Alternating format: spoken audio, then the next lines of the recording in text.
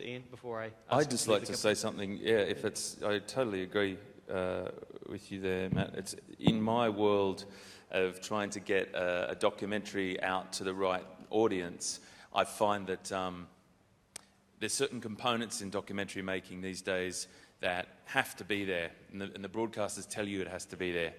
And the word that's lingering around natural history documentary filmmaking these days is entertainment. Now, I've never heard of entertainment to the point where you have to be entertaining to get people to watch a documentary, but that is the buzzword. And I'm finding now that people in the media, viewers, are so bombarded with so much that they're confused, that the bar is being lifted so high. They want to see the next thing. Pushing the boundaries is the thing that I'm struggling with at the moment. So it's not a matter of going out and showing somebody that there's a beautiful space here and how these people live sustainably or something like that. That's not good enough now.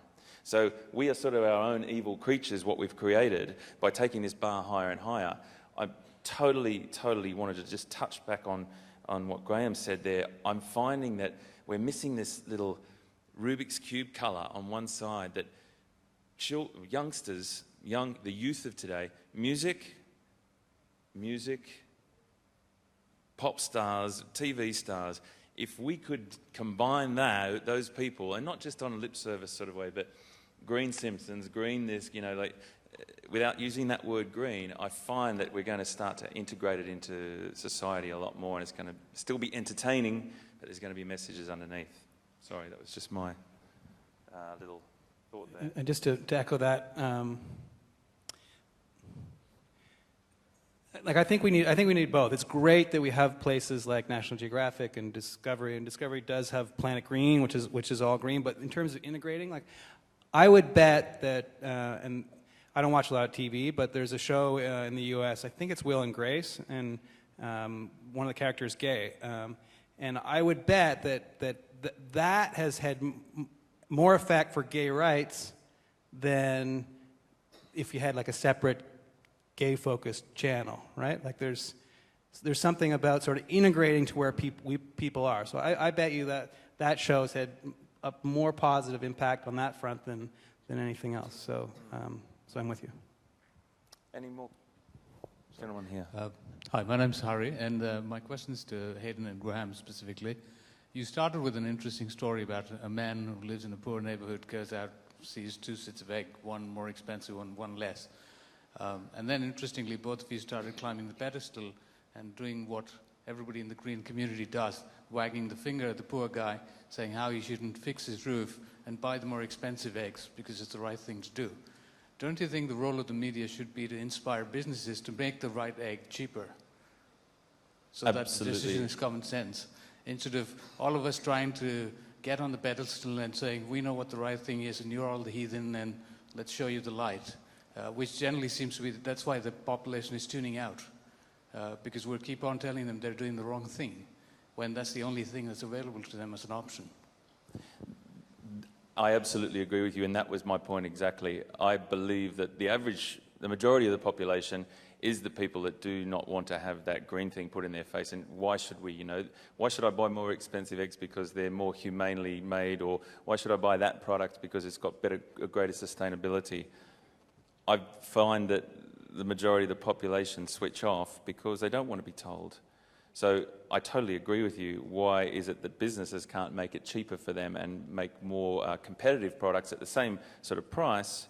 And that's something that I definitely don't have the answer for. But I would never ever, I'm with the underdog always, and I definitely know that the poorer communities in the world, not poorer communities, but the average community, they're bombarded with having us telling them to turn this particular way. But I think what everyone's sort of implying up here is a gentle approach that's showing them that there is great positivity in going forward, and that experiential thing. If you're in a city, it's very, very difficult for anyone to get a grasp of why protecting a particular environment is important.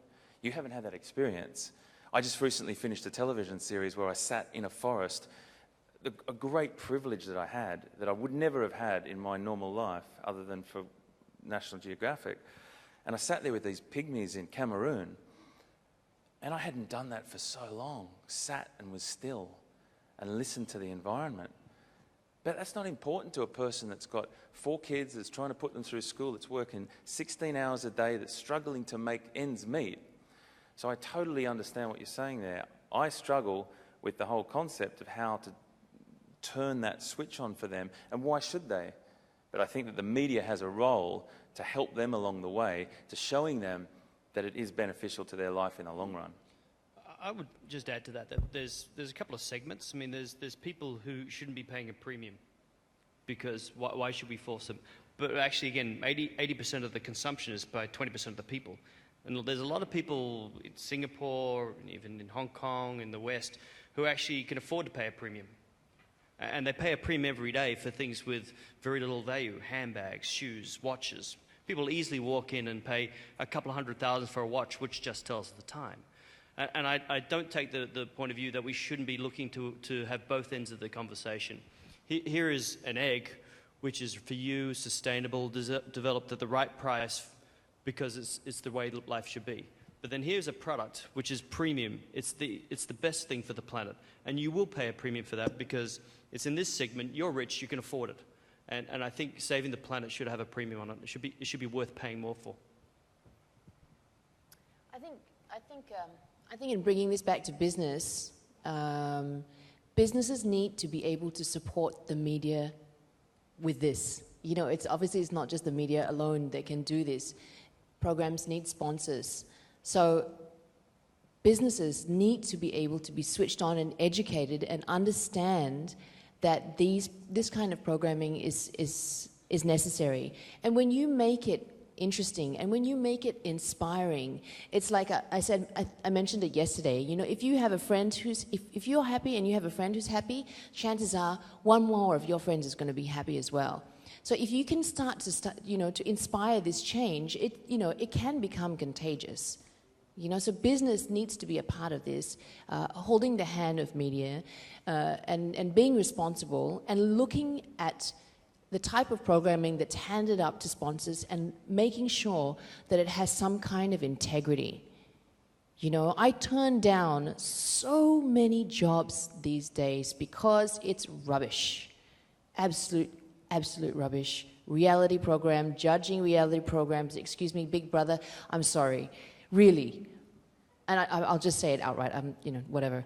But, what for? Unless it's bringing somebody something meaningful and it might change somebody's life, why endorse it? So this is the role of business when it comes to media, and holding the hand and associating yourself, your company, your brand with something that actually makes a difference. And these inspiring programs and good news.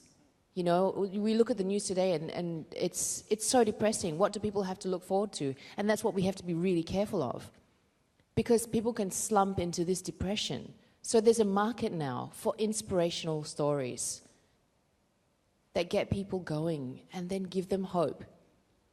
You know, so that's my request to the business community, to just look at the sort of programming that you support. I'm going to throw a cat amongst the pigeons here.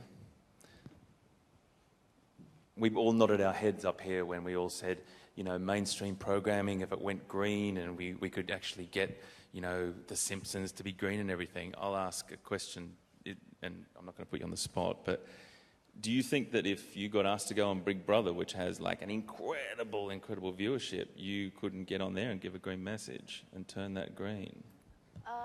Okay. I'm just being sure. Side of no, the okay. coin. Recently, there's a production that came to me and they said, "Would you like to be involved in this production?" And I said, "Look, unless we can turn this into a platform to talk about something with some integrity, and I don't want it to be all fluff and rubbish, then I don't want to come on board." So they then said, "Sure, come on board, be one of the producers of this program, and then we will develop the content accordingly." Yes.